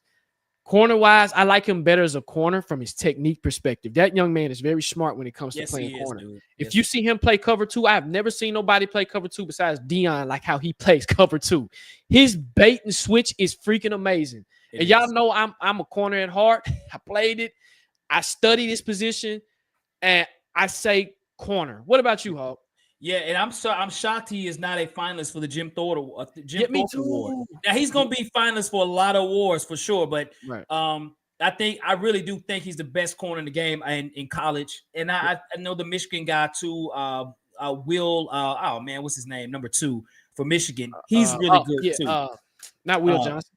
I think it's Will Johnson. I think William Johnson. Yeah. Yes, he's good too. But I like Travis. I mean, Travis Hunter, when he got out of high school, is the number 1 rated player in the country. So when you look at those things, like that means something. Yes. So I think his specialty long term, even financially, will be better at corner because there's more good receivers than there is corners in the league, right? You know what I'm saying? You got every team has one good receiver. Yep. Every team does not have a good. Most teams don't have a good corner. Most don't. So if you get that, you could really put your money. The market is more saturated with receivers than corner, man. So I would draft him as a corner, but come third down, I'm putting him at receiver because he's special receiver, man. Right. Yeah. If he was to come here for the Titans and we already have a souped up secondary, you just need to add a premier set, man. You ain't throwing the Titans. You're not throwing on us. You'll dink and dunk, but anything deep, that ain't happening. Yeah. That ain't happening. Yeah. That ain't happening. His ball skills unbelievable. Man, it's ridiculous. Since like Deion, bro, I see why he went to Deion. Deion is taller. Yeah. What happens if we go edge rusher? It would make sense because Harold Landry might not be here next year from a financial standpoint. Mm-hmm. Yeah. Or Arden Key. Arden Key, yeah. And I would like to keep them, but we have to see financially how it looks, right? You know what I mean? Mm-hmm. So I think where we draft, I think we have an opportunity to get a good edge rusher. Yep. I do. I do because I think a lot of the teams don't need pass rushers. They need a quarterback, dog. Yep. They need or receiver. Or offensive tackle. Mm-hmm. So for us, we need a receiver. But for us, we definitely quarterback. I mean, depends on Will Levis. Let me okay, Jacques, I gotta say this. I gotta say this right now about the quarterback position. I gotta say this right now. All right. We've talked a lot about Cam Ward and Shedeur Sanders. Rightfully so, right? And nothing's guaranteed for any quarterback that you draft. Let's just it's not like, one of these guys will be a Hall of Famer. We have no idea. But we do know these are very good quarterbacks. Ladies and gentlemen, in order for us to draft one of these guys, we have to be in the bottom 3 of the league. I don't see that happening. I think we're better. At one point in time, I thought we were not as good, but hey, they've gotten better. The player Will Levis has made this go up as well too. Calvin Ridley has stepped up. We've got better. So you look at this, I just don't see us having an opportunity to draft these guys. In order for that to happen, we'd have to trade up. So I'm almost emotionally kind of fading away from drafting a quarterback because I think we're going to win more games. The rest of our schedule sucks. They're winnable games. Every game we play is winnable. It really is. But I don't know. I haven't talked a lot lately about drafting a quarterback lately because I just don't see it anymore, John. I agree. Bro. It's the same. That's why. Again, I'm sticking with what I originally said at the beginning of the season. Will Levis 2025, and then after that, you see, because after Shador and Cam's, the drop off of quarterbacks is horrible. In my opinion. I mean, you got the kid from Georgia. He's not good. The kid from Texas, he stays injured all the time. Yep. You got Milroe from Alabama, who's not good. So if you need a quarterback in this draft, you better fight for them first 2 spots, because if you don't get them first 2 spots, you good luck. Now, how Rand cooks, they did it with Brock Purdy. Rand is one of those people. He'd be like, why are you drafting a quarterback? Because we're going to need a backup quarterback if Mason Rudolph doesn't come back. That's another. So do we bring in a veteran if we keep Will Levis, or do we draft one, right? That's the issue right there that you run into. This is why I was a component for keeping Malik Willis. I know it's hypothetical, but keep him as a backup, because you see how the playbook changes when you got Mason Rudolph in there, right? Yep. The playbook wouldn't change if you had Malik Willis in there, because Malik Willis and Will Levis kind of play similar games, right? They do. So it was one of those things. So now you're in another predicament, in a situation where, hell, do we go get Daniel Jones as a backup? And I'm just talking at this point, right? But you're going to need a backup quarterback. So does Rand Carthon and them see somebody in the draft that they pick up, and you'd be like, who the hell is this? And all of a sudden, you're like, okay, he's a good serviceable backup. So for me, I'm with you. I've checked. That's why I'm going BPA, best player available. I am. That's if you got to ask me now, best player available. Whoever's right there, just pick them up, because that's how bad teams continue to be. That's how bad teams almost become good. If you look at, the Lions model, right? Look at the Lions. They got Montgomery and Gibbs. Those 2 running backs together are amazing, right? Amazing. Amazing. And then they went out and got the receiver, Jameson Williams, Alabama. Yep. And they got Amani St. Brown. So they, in that moment, they were like, okay, hey, we got best player available. Let's pick this guy. Let's pick this guy. Right. So I'm all for BPA. At this point, quarterback, whatever, right? It is what it is. Yeah. Just give me best player available at that position spot, wherever we pick it. I don't care at this point. So my expectations is get to the end of the season healthy. See what you got next year in Will Levis. And I think next year, to me, Hawk, I'm going to be honest with you, next year is his biggest year. Of course. It has to be. It's year 3. This year is his leeway year. He's done some bonehead stuff. Next year, to me, just to me personally, he has to make that leap. Right. I'm expecting playoffs next year. And I know it's a big thing to say. But next year, if we went out this year, and I'm just saying, I'm not saying it'll happen, but if we went out this year and we happen to make the quote-unquote playoffs, which is going to be hard, mathematically it's hard because we've lost. Think about it, guys. We'll win our division, yes, but we dropped some key games at the beginning of the season that I was like we shouldn't have dropped, right? Yep. Mm-hmm. That Colts game. That Colts game hurt us. Because the Colts continue going on a win streak or whatnot, which I don't anticipate them doing, but flunky things happen. They'll make the playoffs before us. Okay? Yep, that's right. Keep it in the back of your mind. But if we win out, next year I expect big things from everybody, right? Then the clock gets to running. Then that's when we're going to have start having conversations, because if he hits his ceiling, right now he don't have a ceiling, okay? And Hawk, you posed this question. Trevor, Hawk, ask that question to the chat. Trevor Lawrence or Will Levis? So so I'm going to ask this question. I want everybody to answer this. Everybody. All right. We've had conversations about the AFC South, right? And quarterback play, because AFC South is the worst division in football, and it's not even close, okay? At all. At quarterback, ladies and gentlemen, who would you rather have as of today at quarterback? The first round pick 1 franchise quarterback, $50 million a year quarterback, Trevor Lawrence, or second round pick, still on his rookie deal, of course, but even scratch the contracts, just quarterback for quarterback. Would you rather have Trevor Lawrence or Will Levis right now? Jacques, what's your answer? I'm going Will Levis. I know that sounds crazy, but I'm going Will Levis. Not crazy.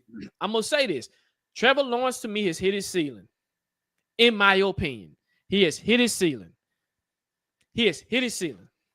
Will Levis, I don't know what I have with him just yet. He can improve tomorrow. He can continue to improve. I'm going Will Levis. I'm not going Trevor Lawrence. That's, again, people might argue with me on that, but nah, I'm cool. And I don't want that contract. I just know what you are, bro. I'm sorry. Yeah. Give me Levis. Give me this guy, man. William Donovan Levis, man. Yeah. Give me William Donovan Levis. And I'm going to say this, man. I'm not going to act as if, like, when the season started, like, because I had Will Levis number 3 in our division as far as the quarterbacks. I had Stroud, Lawrence, Levis, Richardson in that order. Mm-hmm. And again, I did that base. I only go off. We can always project to see how players go, but it takes time. It's not going to be like, I'm not a person, the one game he's great, or he's going to be great now, like forever, right?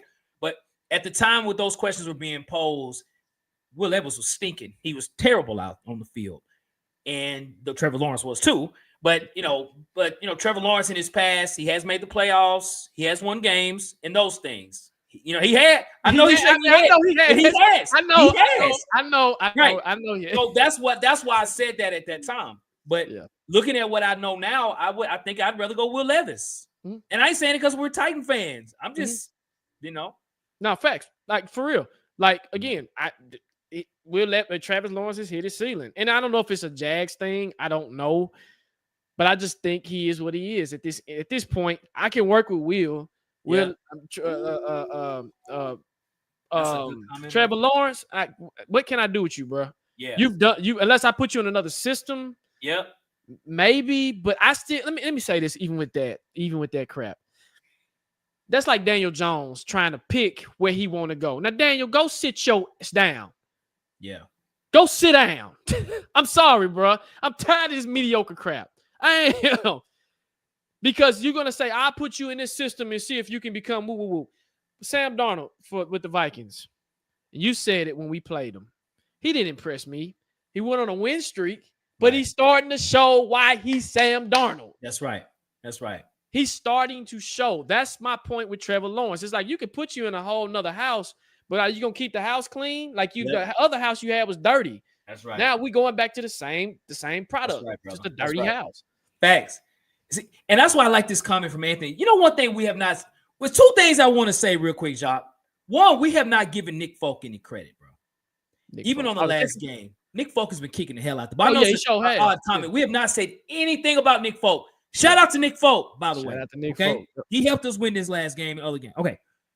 The thing about Will Levis, in my opinion, versus Trevor Lawrence, and this comment to me says it all. Will Levis is not scared. He's a tough son of a gun, bro. He's not scared, dog. He's tough. And I can't say that about a lot of quarterbacks, dog. I can't. And so Trevor Lawrence is not a tough guy. He's not. He's not. At all. At all. Right? So Will Levis has a persona of he's a tough guy. Like, you can go to battle with. I bet you this. I bet you not many people. Okay, think about this. Jacques, you've played football just like I have. As teammates, you know who to walk up to if there's a problem, right? Mm-hmm. Yep. I guarantee you ain't not too many people going to run up to Will Levis for a fight, dog. Yeah. He's a quarterback. Do y'all agree with that? Do y'all think somebody will step up to Will like, you MF, I'll knock you out? I don't see it. Trevor Lawrence walk up in there. Somebody say, man, I'll smack the piss out of you. And with Trevor Lawrence, like, okay, all right. Yeah. Now, it is football. Unless you're talking about on the field, and football players, we don't care how big you are, how tall you are. We just don't care. We're going to smack you up. Right. On the field, yes. But I'm saying like in the locker room as teammates, right? Like you'll be more careful. Yeah, on the field, you don't care who it is. I've gone at offensive linemen even. But like in the locker room, you got your gear off and you right in front of them. Ain't nobody holding you back like referees. You got to fight. Hey. I don't know. I think a lot of probably will square up with him. I ain't gonna. He's tough. He's tough. But I know a lot of my people's probably would square up. They don't care how big and tough you looking you are. They're probably But I know what you're saying. I know what you're saying. Let me clear. I'm not saying that you. Oh no. But yeah. He has that. You would just be. You would be a little. You know when you run up somebody like I'll go up against it. It's no fear, but it's kind of like, hey, I'm kind of hold up for a minute, right? Trevor Lawrence. I mean, I'll smack you right now, Trevor Lawrence. He said he's soft as a cake, man. Right, exactly. That's funny. Let me see. He said Levis would start a fight with the biggest guy his first day in prison, and he probably get smacked up too. I like Levis. Levis is funny. I told Hawk I think Levis. I don't think you think Will Levis is a tough guy, dog. No, he's a tough guy. Oh, he's a tough guy. But my thing is, I'm gonna give him credit. But there's guys tougher. there's more crazy guys that I've seen more than Will Levis, and I'm like, at quarterback. I guess where I'm from, I'm a little different. We all, bro. Come on, yeah, I know. No, but I'm talking about in the league at quarterback. I'm talking about quarterback. Yeah, he from a quarterback perspective, yeah, he's tough. He reminds me of Josh Allen. Josh Allen is a big son too. That it's hard to tackle. But I'm saying like somebody crazy, I'm trying to think of quarterbacks in the league that are crazy. I'm assuming Will. I'm assuming Will. I'm gonna give you somebody I wouldn't mess with is Taysom Hill, and he's a quarterback. The way he mentally is off. Yeah. Will is there, but Will is funny off, if that makes sense. When I look at Will. Will seems like a nice guy to me, actually. He's tough, but he seems like a genuine good dude. Like, if you go up and chop it up with him, that's the vibe that I get from him. I'm like, Will, he's tough on the field. He's tough, but he's silly too. He's silly. If you go and look at some of his TikToks, dude is a silly, cool dude. Like, he's cool. He doesn't, you can tell he don't want no confrontation. He don't want no smoke if he has to, but he seems like a type of dude that be like, hey, man, hey, we cool. Hey, we straight. Lap it up. Boom, boom, boom, boom, boom. That's my vibe that I get from Will. Okay. Will he seems like a solid dude, like a real solid, silly dude. And if you look at his antics, when you look at those memes, this dude is going to be a movie star when he gets done playing football, y'all. Mark my words. His acting ability is on point. And y'all know I do movies and I do movie reviews. I haven't done a movie review in a minute, but when I see somebody that has the acting chops, once he gets done with all this, he needs to go be on somebody's Broadway play or stage or something, because the stuff that he does is so silly. Like that face, bro. That face on cue, bro. And if he does make a movie, mark this, today is November 26, 2024. If he's in a movie, I'm reviewing that thing. Y'all better come watch it. That's right. I'll be like, that was my quarterback back in the day. I can see that because his commercials are funny. He's a funny dude. I mean, off the chain, bro. He is. I see Blazer Fire say, yeah, he did start at linebacker and running back in high school. Ain't that crazy? He was a line. That's what I'm saying. That's what I'm trying to. Okay, think about last year. Think about D-Hop, right? Will Levis ran up on D-Hop. Hey, bro, I need you to catch them passes, dog. D-Hop was like, okay, cool. Now, picture Trevor Lawrence or Mason Rudolph saying it. D-Hop was like, man, bro, if you don't get your weak cell phone somewhere or whatever. You know what I mean? So. Oh, that's funny. Hold on. David Stewart says, watch the Titans lose this game. Texans beat themselves. Titans didn't sound. Hold on. Okay. Watch the Titans lose this game. Texans beat themselves. Titans didn't soundly beat them. Win one game, and you guys. So, David, I don't know if you knew. I don't know if you're new to the show, but if you've watched the last show that we had, me and Hawk, the Titans fans should be excited. Everybody should be excited that you won the game. You should be happy that you won the game. But I will say this, my friend, and shout out to you for your show. Shout out to you for the comments. Yep. If you watched the last show, there was one thing to me, and I've said this, that won us that game. It was defense. And you can't discredit our defense and say our defense is not that good. Our defense is the one that kept us is been keeping us in this season the whole time. We have struggles. Yes, we do. We let up 8 or 9 sacks, some on the quarterback, some on the offensive line. There were some good things. There were some bad things. Now, I like this, and again, Will is growing on me, but I'm always going to stick to what I say about Will Levis. He's going to give you some amazing stuff, which he did in that game. He gave us some amazing stuff. He's going to give you some mid-tier stuff like, why did he do that? But okay, whatever. And he's going to give you some disaster stuff at the wrong minute, and that interception that he threw, pick 6, could have cost us the game. That could have cost us the game. Yeah. A fumble, certain things like that. So the Titans fans are just excited to win a game, right? Exactly. It's been a somber year. So you can let people enjoy their happiness while they can. Let them do what they do. Nobody's saying the Titans are going to win a Super Bowl. This team has a lot to build and get to a Super Bowl. I'm not even thinking about Super Bowl right now. We're thinking about progress. Progress each time. Again, there's a lot of work that needs to be done with this team. But right now, no. Right now, you hear my dog in the background? He agrees. Thank you, bro. So that's my thing when I look at this comment. Shout out for you for participating in the show. But again, I actually agree with you. We have a lot of work to do. The Texans, underestimated their opponent at the end of the day. That looked bad on the Texans, not the Titans. Remember, we were 2-8. We ain't got no expectations. The Texans got all the expectations in the world. Facts. So, and again, I'm going to be honest with you. The second time we play them, it's not going to be easy, ladies and gentlemen, because the same thing that we think we're going to get this time, it can be totally different. It can either go this way or it can go this way. So when I'm looking at this comment, I'm like, hey, thank you for the comment. But again, nobody's saying we're going to win the Super Bowl. Right. Go ahead, Hawk. Right. Facts. So if you watch we appreciate your comment. Like, we appreciate that. If you watch the previous show, when the question was asked to me who's going to have a big game against the Texans, I said Will Levis. I said Will Levis is going to ball out against the Texans based on how the Texans played on defense. If you watch it, everything that was said on the show happened during the game. Everything. And I had a lot of people calling me, hey, Hawk, you said Will Levis, though. For you to say that he was going to ball out, that takes a lot of kahunas to say that. I said, bro, that's how I felt. And I didn't say that for any other game this season. Not one time have I said that, Jacques. Not one game have I said Will Levis is going to ball out. I never said that on any game except the Texans. I said, Jacques, I see something. I'm telling you, he's going to cook these jokers. And he did that. So we're not sounding like we're going to win a Super Bowl. We won. We finally won a game, bro. It's been tough sledding here to win. We don't think the Titans are a Super Bowl team, if that's what you're thinking we're saying. We're not saying that at all. And it wasn't that they beat themselves. No, they didn't. We had turnovers. We had more turnovers than them. We got sacked 8 times.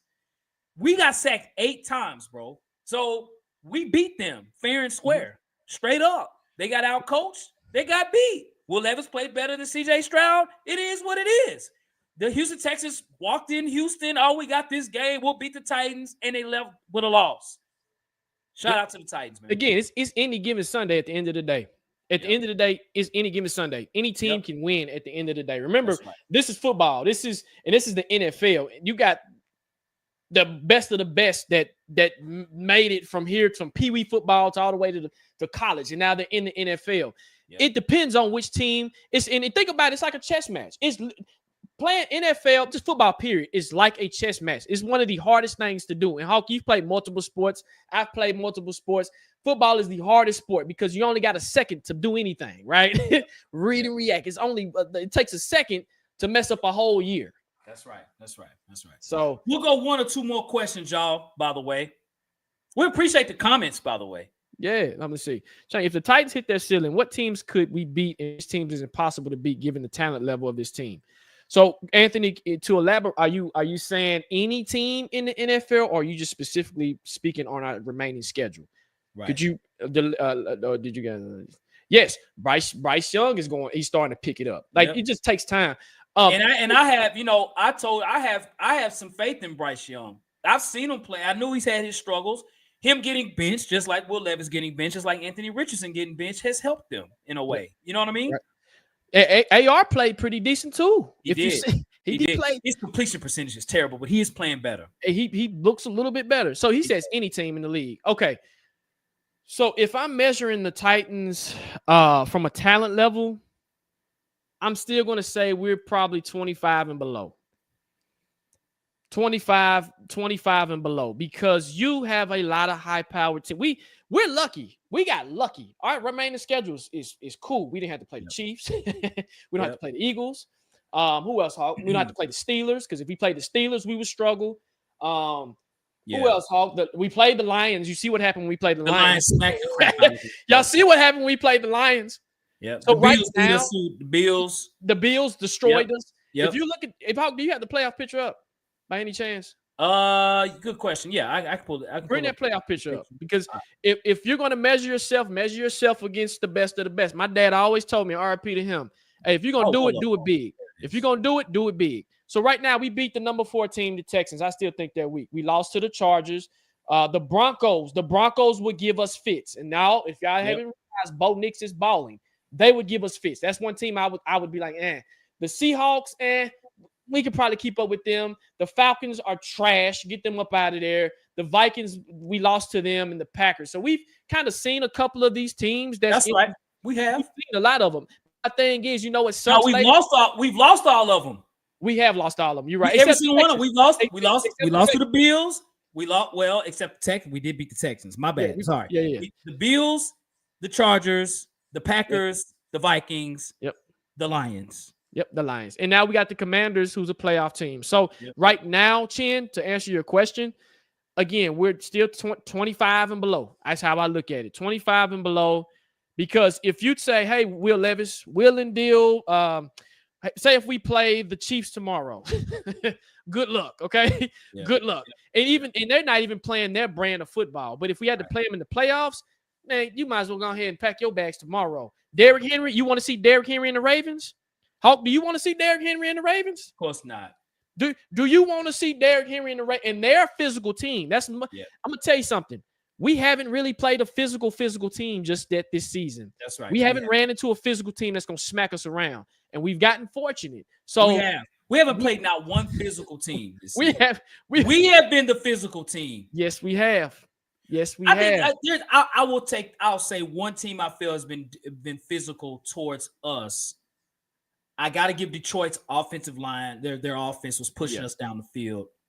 Buffalo in a way too, but I'm not going to sit there and say they're just so physical. You know what I mean? And I guess I look at it on defense, right? So to your point, we haven't. We haven't played, and the schedule gets even favorable. Only physical team I probably say that'll give us fits is the Colts. And I told you this, Hawk. For some reason, the Colts tend to give us these.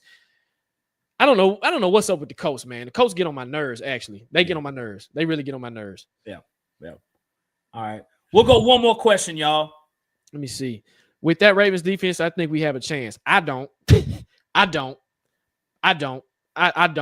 Derek, I'm sorry, bro. I'm taking my blinders off. And the way the Ravens play defense is physical. It's very physical. Did you see what they did to the Chargers? Yep.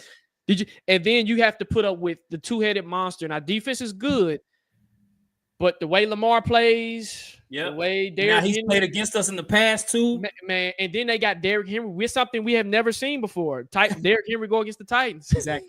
Hey, did y'all see what Derrick Henry was doing to the former Titans against the Chargers? Kicking Moldens.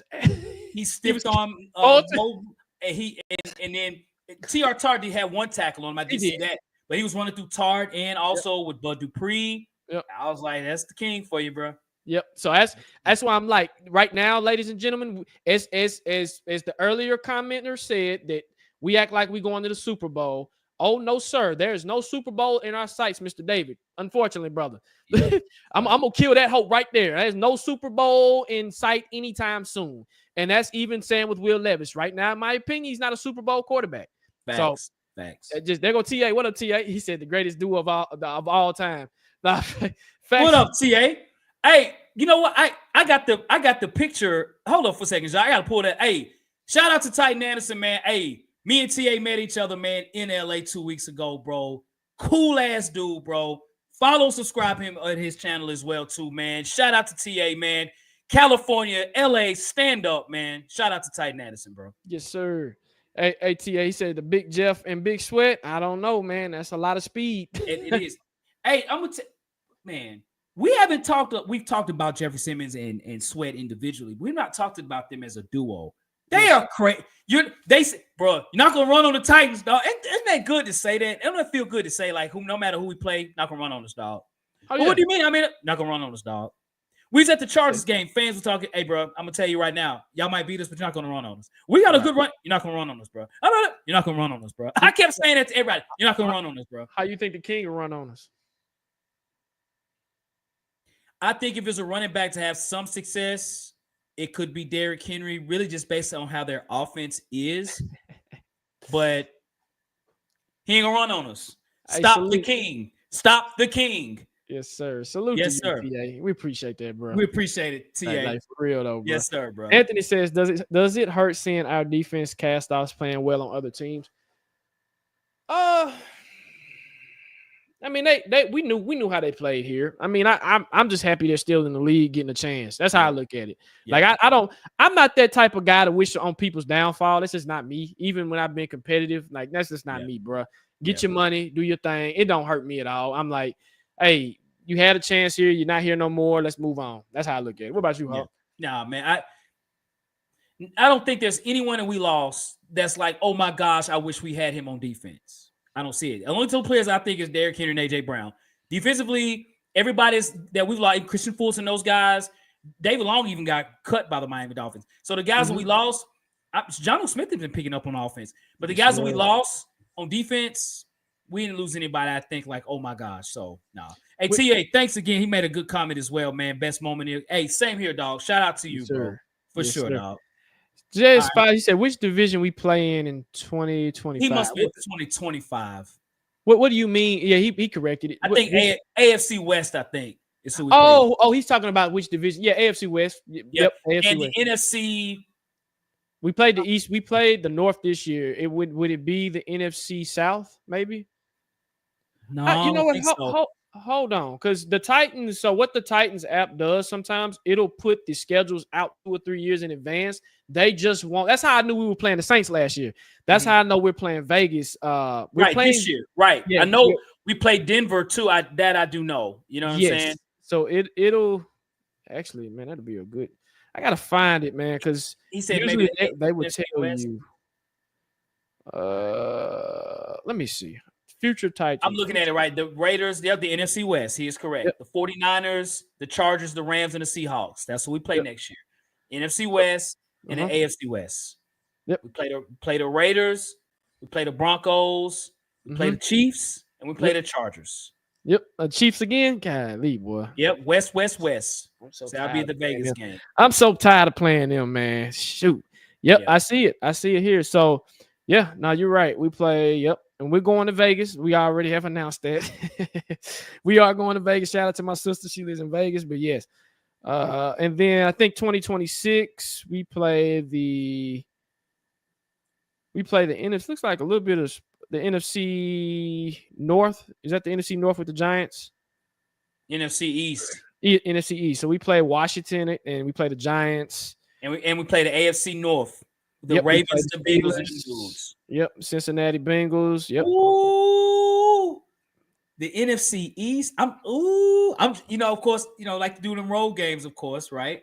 Oh yeah, you talking about when we started looking at places to go? Yeah, man. Yes, sir. Yep. You got some. Ooh, you got some good. They're staying possibly at Baltimore, at Cincinnati, at Dallas, New York. Yep. You got the Giants. Yeah, I'm looking at it here now. Yeah, it's. Yep. But again, them away games next year, you got Arizona, Denver, and Las Vegas. Those in San Francisco, the Bay. Those are some good places. Those are some great places, man. Dude. Those are some great places. Those are some great places, dog. 2024. Man, those are some great places. Arizona's on my list. Denver, Vegas, and the Bay. I might have to come. Hey, TA, we might have to come kick it with y'all for real, man. Yeah, man. Yeah. Like for real. All right. Well, let's go one more question, I guess. TA said he'll be there. Okay, most definitely. We'll be there, bro. Are you guys Memphis Grizzlies fans? All right. So, what up, Debo? What's happening, Fred? What's good with you, brother? What's happening? Young Hog. All right. So, I'm a humongous New York Knicks fan. I've been a Knicks fan since the 90s. I'm a diehard Knicks fan. And that's before Memphis, went to Tennessee, of course. Mm-hmm. But since Memphis has been here on the Western Conference, Memphis is my favorite Western Conference team, and it's always been like that since they've been here. I watch more Memphis games than I watch any other NBA game. And I've been to Memphis games more than any other game too. So yes, I rock with the Memphis Grizzlies for sure. You, Jacques? So I'm a diehard Bulls fan, man. Like you said, since the 90s, since Jordan, Pippen, Scott, all of them.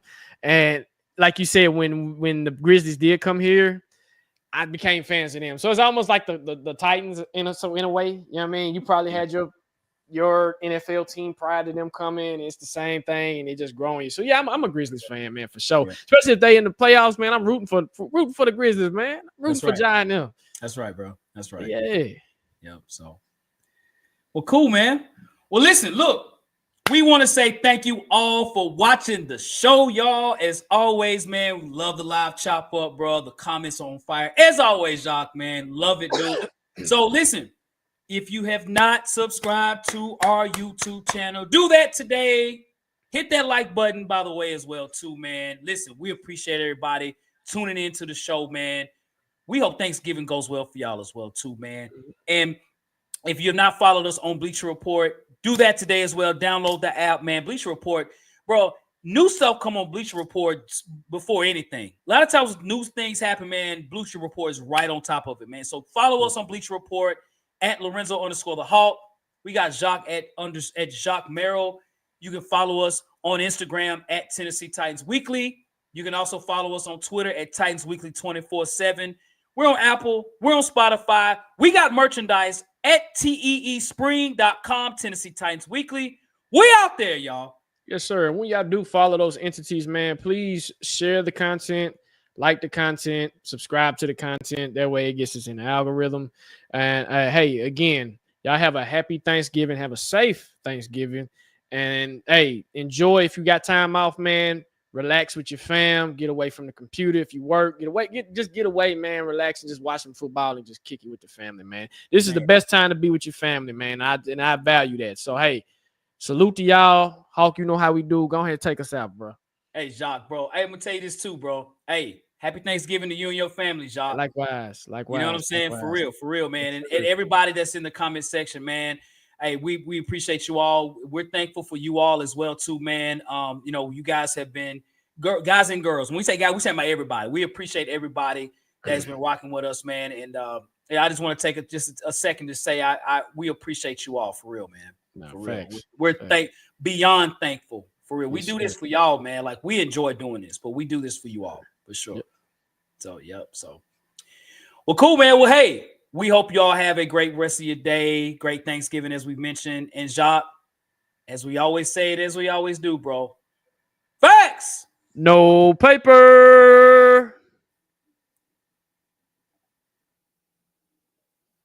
Tennessee Titans Weekly, we carry the rock of being the best podcast with Hawk and Jacques. We cover the Titans early in the morning or later with everything you need, spitting facts, no paper. From the Music City, born and raised, we reppin'. The city and the state of Tennessee, we steppin'. Our fans enjoy, they say they'll enlighten us. Let's go Titans fans and tighten up. Welcome to your favorite Tennessee Titans podcast. We're here to be the best and never last. Hawk and Jacques, what's the plot? To make the Super Bowl, or can we win or not? Welcome to your favorite Tennessee Titans podcast. We give you news and perspectives and do it fast. When you see our shows, tell us what's up. Let's get this win and go home and tighten up. We are the best in the game and it shows. Let's go Tennessee Titans, let's win some more. Nashville is our home, but Tennessee is our state. Let's beat every team down, said Hut. Right, Tennessee Titans Weekly, we carry the rock of being the best podcast with Hawk and Jacques. We cover the Titans early in the morning or later, with everything you need, spitting facts, no paper. From the Music City, born and raised, we reppin'. The city and the state of Tennessee, we steppin'. Our fans enjoy, they say they'll enlighten us. Let's go Titans fans and tighten up. Welcome to your favorite Tennessee Titans podcast. We're here to be the best and never last. Hawk and Jacques, what's the plot? To make the Super Bowl, or can we win or not? Welcome to your favorite Tennessee Titans podcast. Giving news and perspectives and do it fast. When you see our shows, tell us what's up. Let's get this win and go home and tighten up. Tighten